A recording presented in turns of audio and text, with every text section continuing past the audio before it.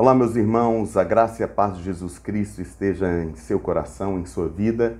É uma alegria que o pastor Marcos, mais uma vez, ministrando a palavra do nosso Deus, e eu tenho o privilégio e também a responsabilidade de trazê-la na sua forma mais original. Eu sei que quando ela saiu do coração de Deus e inspirou os escritores, quando chega até nós precisamos da iluminação do Espírito Santo para entendê-la corretamente e cremos que o Senhor tem nos iluminado. Vamos então à palavra do Senhor, que está escrita no Evangelho de Lucas, capítulo 16. Lucas 16, dos versículos 1 ao 13, é uma parábola e está intitulada aqui como uma parábola do administrador infiel. Leiamos a palavra do nosso Deus, que diz assim: Disse Jesus também aos discípulos: Havia um homem rico que tinha um administrador, e este lhe foi denunciado como quem estava a defraudar os seus bens. Então, mandando-o chamar, lhe disse: Que é isso que ouço a teu respeito? Presta contas da tua administração, porque já não podes mais continuar nela. Disse o administrador consigo mesmo: Que farei, pois? O meu senhor me tira a administração.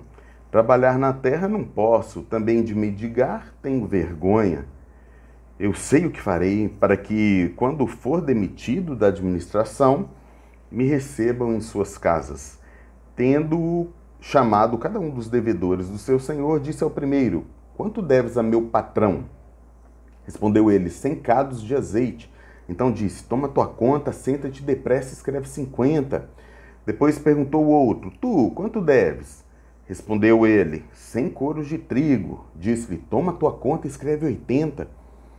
E elogiou o Senhor o administrador infiel, porque se houvera atiladamente, porque os filhos do mundo são mais hábeis na sua própria geração do que os filhos da luz. E eu vos recomendo: das riquezas de origem iníqua fazei amigos, para que quando aquelas vos faltarem, esses amigos vos recebam nos tabernáculos eternos. Quem é fiel no pouco, também é fiel no muito, e quem é injusto no pouco, também é injusto no muito. Se, pois, não vos tornastes fiéis na aplicação das riquezas de origem injusta, quem vos confiará a verdadeira riqueza? Se não vos tornastes fiéis na aplicação do alheio, quem vos dará o que é vosso? Ninguém pode servir a dois senhores, porque ou há de aborrecer-se de um e amar ao outro, ou se devotará a um e desprezará o outro. Não podeis servir a Deus e às riquezas. Amados irmãos, minha oração é que o Senhor Espírito Santo continue conosco, nos trazendo a revelação da sua palavra, iluminando as nossas mentes, nossos corações, para que possamos extrair dela tudo aquilo que é essencial para a nossa vida. E a palavra de Deus é essencial. Meus irmãos, qual é o tempo que Deus está trazendo para a sua igreja?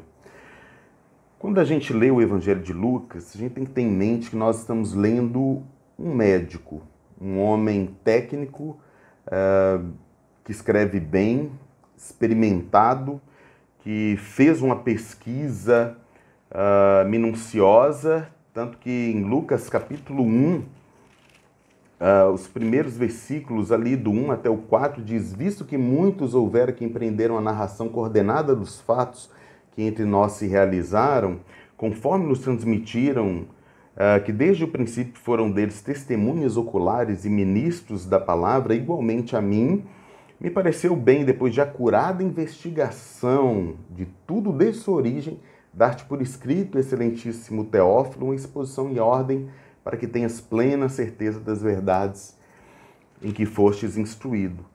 Então nós estamos falando de uma pessoa que tem uma capacidade dada pelo Espírito e também de ferramentas técnicas para poder escrever bem. O Evangelho de Lucas, talvez o grande tema seja, de fato, mostrar que Jesus Cristo é o Salvador divino. E ele demonstra que o Senhor salva. Desde o capítulo 1, versículo 31, Jesus é apresentado como Salvador. E durante todo o Evangelho, Lucas vai expondo a salvação de Jesus Cristo como uma boa nova de grande alegria. Em Lucas 2:10, o Salvador, que é Cristo, o Senhor, é anunciado na cidade de Davi.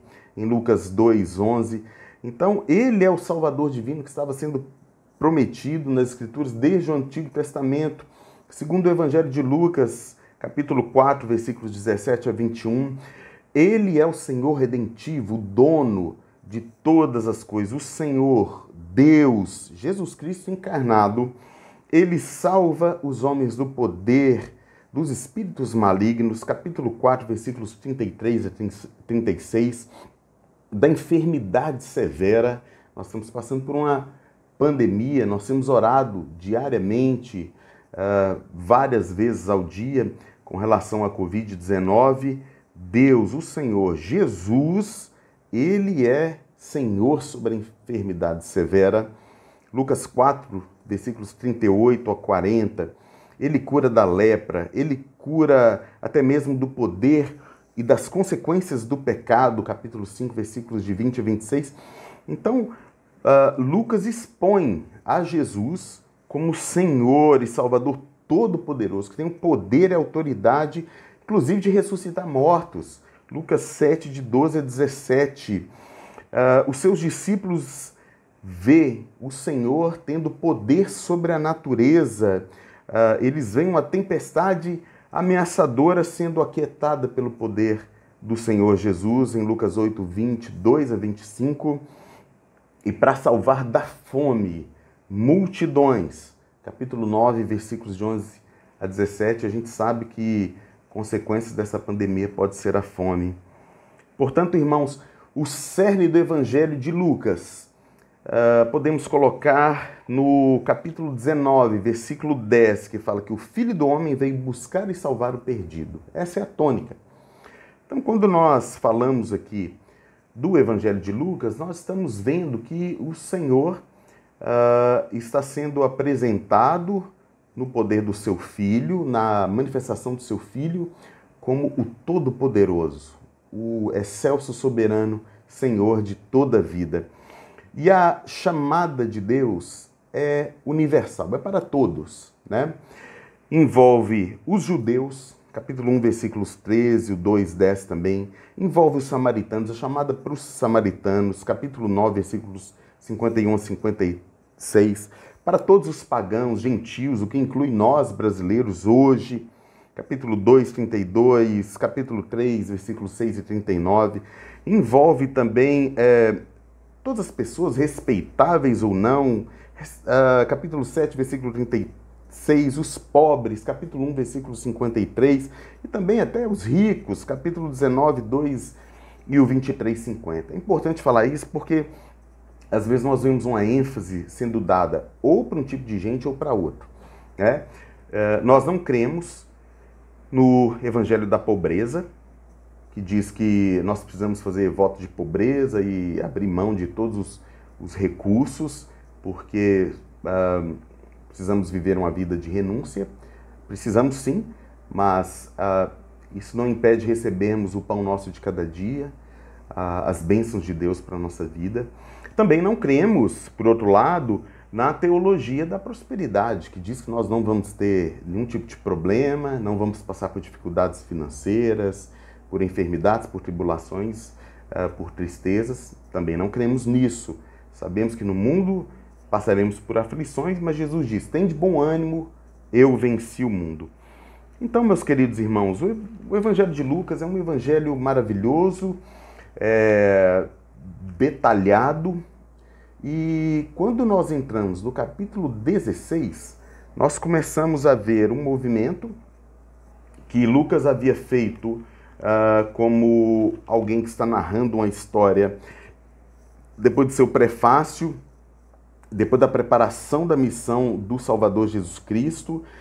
Ele tem um ministério na Galileia, Jesus, do capítulo 4 ao 9, 50, e a partir do versículo 51 do capítulo 9, Jesus está agora da Galileia para Jerusalém.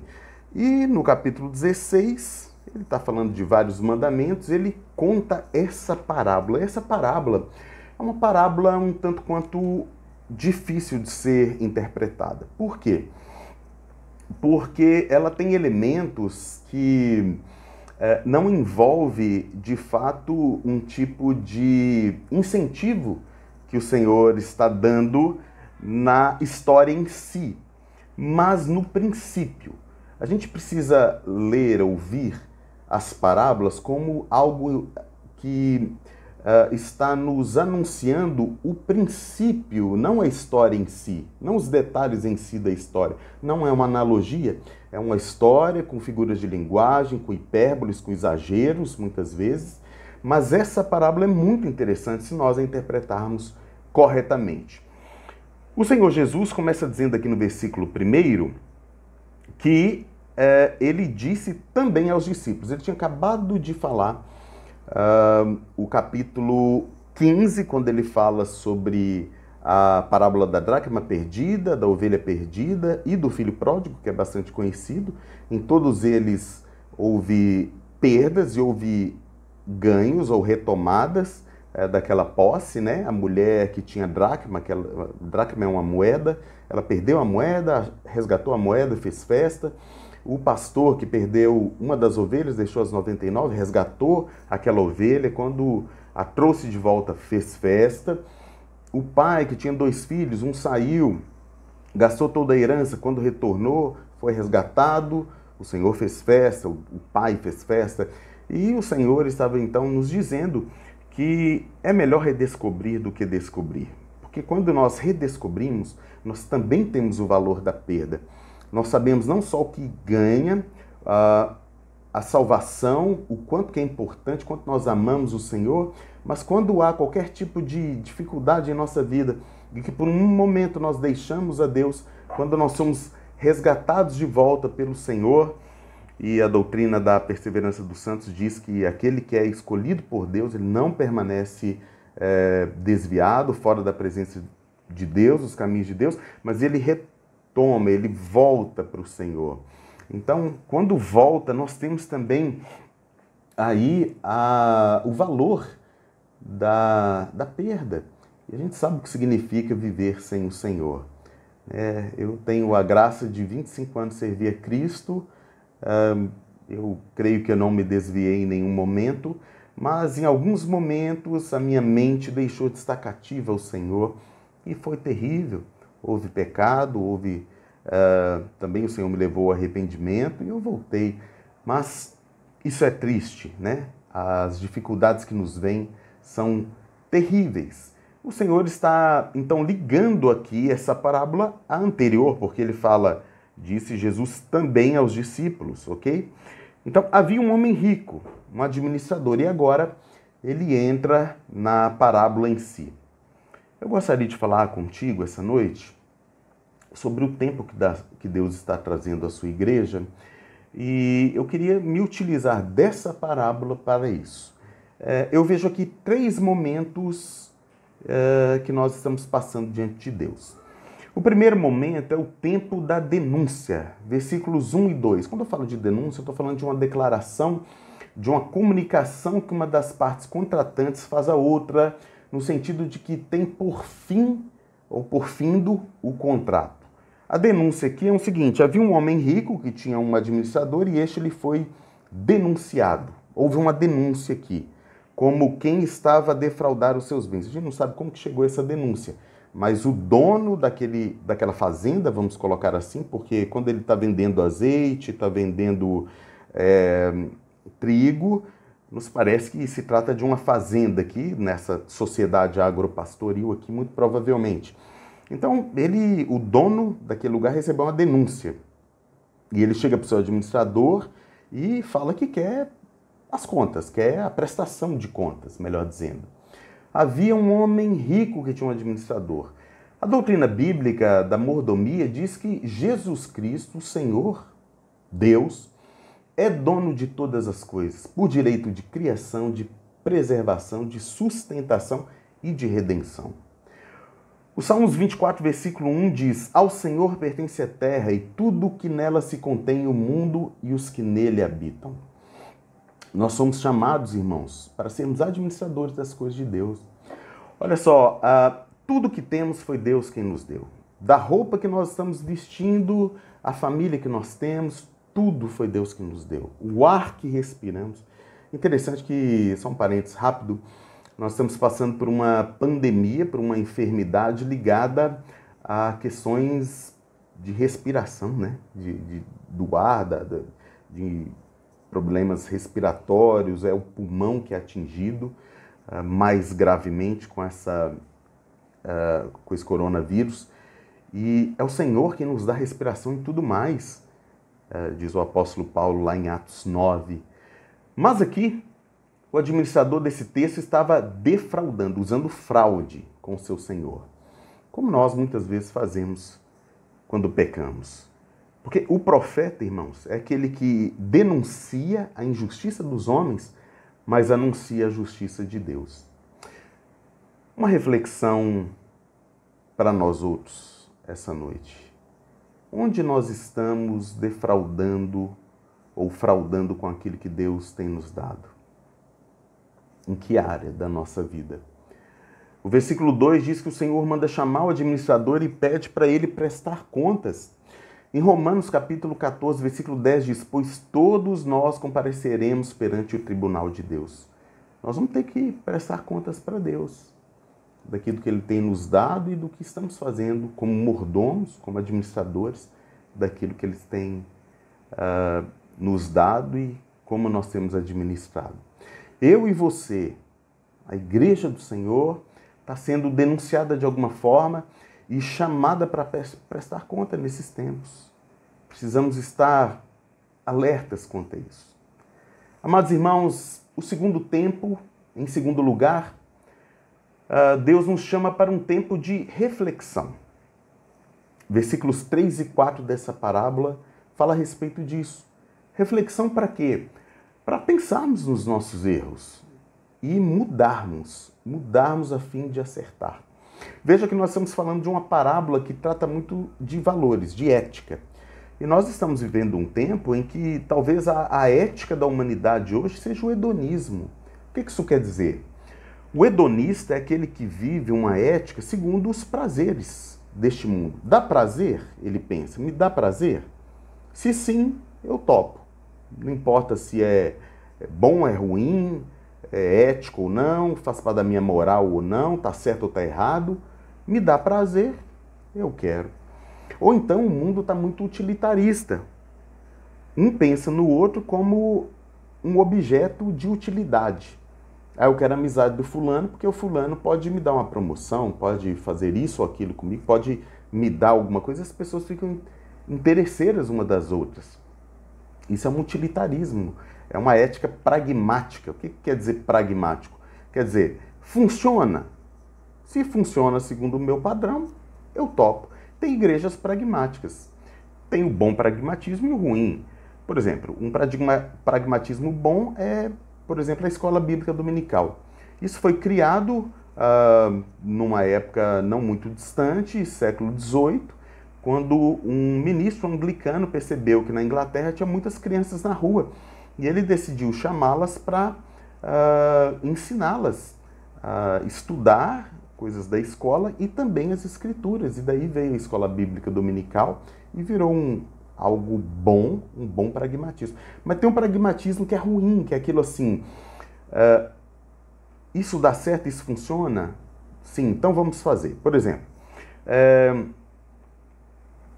se eu falar para as pessoas, como um pastor, que se elas me derem dinheiro, elas serão abençoadas, então eu vou fazer isso. E tem igreja que faz isso. E a Bíblia diz que Deus não nos abençoa por aquilo que nós damos a Ele. Ele nos abençoa porque Ele quer, porque Ele é misericordioso, porque Ele é amoroso. Nós devolvemos a Ele por gratidão, por amor. É uma reação que nós fazemos, é um reconhecimento da sua bondade. Então, não é uma barganha, não é uma troca. Mas aqui esse administrador, ele está pensando nas alternativas que ele poderia fazer para ganhar a vida. E ele se vê limitado. Versículos 3 e 4, então ele fala assim, trabalhar na terra eu não posso, eu tenho uma limitação física, eu sou um burocrata, eu sou gordinho, eu não tenho como fazer isso. Mendigar, aí ele vê uma limitação psicossocial, né? O que as pessoas vão pensar de mim? Eu era um administrador de um fazendeiro rico e agora eu estou aqui mendigando, né? Mas ele não sabe o que fazer e começa a agir de alguma forma. Eu lembro disso em Eclesiastes 3:6, que diz que há um tempo de buscar e um tempo de perder, há um tempo de guardar e um tempo de deitar fora. Quando o reino de Saul foi passado para Davi, ali estavam os filhos de Issacar. Em 1 Crônicas, capítulo 12, versículo 32, diz que dos filhos de Issacar, que eram conhecedores da época, para saberem o que Israel devia fazer, 200 chefes e todos os seus irmãos sob suas ordens, quando apresentaram ali diante de Davi. Eu acho tão interessante esse versículo, e eu ouvi do Dr. Ronaldo Lidório, sobre os filhos de Issacar sendo conhecedores do tempo ou da época. Ser conhecedor do tempo. Qual é o tempo que nós estamos vivendo? A gente precisa conhecer esse tempo. Irmãos, existe a possibilidade deste coronavírus não passar. Ele vir como o H1N1, como o vírus HIV e tantos outros. A gente vai ter que lidar com ele, saber lidar agora. É uma possibilidade. No entanto, nós precisamos conhecer as épocas, o tempo, e saber que Deus está no controle de todas as coisas. Será que nós temos refletido naquilo que Deus está nos chamando para fazer? Esse administrador, ele viu o momento que ele estava e ele falou, não, tem que agir, eu tenho que fazer alguma coisa, mesmo não sabendo muito o que fazer. Será que nós temos medido os riscos, os ganhos, os pós e os contras de vivermos do jeito que estamos? Meus irmãos, eu, você e a igreja fomos chamados à reflexão nesse tempo. E em terceiro e último lugar, é o tempo da atitude. Versículo 5 até o 13, até o final, esse administrador, então, ele chama os devedores e começa a tentar resolver o seu problema ali. E aqui entra uma parte complexa da interpretação, da hermenêutica, da interpretação desse texto, porque quando eu falo de atitude, estou falando de um intento, um propósito, uma norma de procedimento, um comportamento. E é claro que a motivação desse administrador foi errada. Ele teve que agir porque ele tinha fraudado, porque ele fez algo que é eticamente errado. Ele estava roubando o seu patrão. Mas a gente faz isso depois que a gente peca, a gente foi salvo, estamos sendo salvos e estamos vivendo em pecado, a gente está defraudando o nosso Deus. Esse administrador aqui, irmãos, versículos 6 e 7, ele pega as notas promissórias dos comerciantes da fazenda que ele administrava e para a qual ele fornecia produtos como azeite e trigo. Ele pega essas notas promissórias, tira juros, tira o lucro e fala, olha aqui o versículo 6, quanto você deve? Eu devo 100 cados de azeite. Então toma a sua conta, assente depressa, escreve 50. Ele tira o lucro, ele tira os juros, ele pega a conta ali para pagar o custo do produto apenas, né? O versículo 7 é a mesma coisa, né? Agora é interessante que o versículo 8 fala que o senhor daquela fazenda, ele elogiou a atitude do administrador infiel. Por quê? Por causa da sua habilidade, não por causa da sua desonestidade, é evidente, porque nos primeiros versículos o senhor, o dono daquela fazenda, está chamando aquele administrador para prestar contas. Então, evidentemente, não estava elogiando por causa da desonestidade, mas por causa da habilidade dele. E o versículo 8 diz algo interessante, fala que os filhos do mundo são mais hábeis na sua própria geração do que os filhos da luz. Sabem por quê, irmãos? Porque os filhos deste mundo usam todos os recursos, todo tipo de ética moral ou amoral ou até imoral para conquistar os seus objetivos. Mas e nós, irmãos? O que nós temos feito para conquistar os nossos objetivos em Cristo? É claro que nós não podemos fazer todo tipo de coisa. Para evangelizar as prostitutas, eu vou me prostituir. Eu vou para um prostíbulo, vou me prostituir, aí eu vou evangelizar as prostitutas. Não, não é isso. Eu tenho limitações nos meus recursos, mas eu tenho recursos que Deus me deu e eu preciso colocar esses recursos, né, para o serviço do reino de Deus. Eu preciso aplicar o meu coração, o meu corpo, a minha alma, as minhas forças na evangelização, no discipulado. Nós precisamos usar os recursos que Deus tem nos dado para conquistar. Qual é este recurso? Meus irmãos, segunda-feira passada eu recebi um telefonema no meu celular, eu até postei isso nas redes sociais. Uma senhora muito simpática me ligou, falou: olha, eu sou testemunho de Jeová, eu gostaria de ler um versículo bíblico para o senhor, poderia? Eu neguei, educadamente. Falei: olha, eu sou um ministro presbiteriano, eu sou professor de teologia e eu já fiz exegese dos textos em hebraico da tradução Novo Mundo, e não é uma tradução correta, né? Tem erros aí graves na interpretação de texto. Ela, muito educadamente: tá bom, eu agradeço. Mas eu fiquei assim espantado. Meu Deus, esse pessoal que são hereges, pregam algo com a tradução errada da Bíblia, né? Eles acreditam que só o Pai é Deus, que Jesus não é Deus, nem o Espírito Santo. Eles não creem na Trindade Sagrada, então eles são hereges. E, meu pai, esse pessoal está aí tentando evangelizar. Versículo 9, Jesus diz: eu vos recomendo das riquezas de origem iníqua, ou seja, das riquezas deste mundo que jaz no maligno. Fazei amigos, para que quando aquelas riquezas vos faltarem, estes amigos vos recebam nos tabernáculos eternos. Use os seus recursos, meus recursos, para a glória de Deus. Versículo 10, Jesus dá a sentença final: quem é fiel no pouco também é fiel no muito, e quem é injusto no pouco também é injusto no muito. Nossos valores precisam mudar, irmãos. Pessoas valem mais que coisas no reino de Deus, enquanto que o inverso pertence ao reino das trevas. Até onde vai a sua e a minha fidelidade ao Senhor? Versículo 11, se, pois, não vos tornastes fiéis na aplicação das riquezas de origem justa, ou seja, deste mundo, as riquezas deste mundo, né, da origem caída desse sistema pecaminoso, dessa geração incrédula e perversa que nós estamos, quem vos confiará a verdadeira riqueza, a riqueza celestial? Jesus está fazendo aqui perguntas retóricas, perguntas com resposta que nós já sabemos. Versículo 12, se não vos tornastes fiéis na aplicação do alheio, ou seja, daquilo que é de Deus, daquilo que é do outro, né? Nas riquezas, ser fiel na aplicação daquilo que é de Deus, quem vos dará o que é vosso? Ou seja, quem vos dará a sua salvação? Se a gente, então, não está sendo fiel na aplicação daquilo que Deus está nos dando, por que Deus vai nos dar a salvação? E Jesus arremata dizendo: ninguém pode servir a dois senhores, porque ou há de aborrecer-se de um e amar o outro, ou se devotará a um e desprezará o outro. Não podeis servir a Deus e as riquezas, ou a mamon. Aqui é ética, questões de valores. Nós não podemos servir a Deus e não podemos servir aos valores deste mundo, ao hedonismo, ao utilitarismo, ao pragmatismo, etc. Nós precisamos, de fato, nos utilizar como administradores fiéis, tudo aquilo que Deus tem nos dado para a glória do seu nome. Será que nós estamos preparados, irmãos? Eu e você, a igreja do Senhor, fomos chamados à ação nestes tempos. Eu concluo dizendo, então, que nós precisamos entender o tempo que Deus está trazendo para a sua igreja.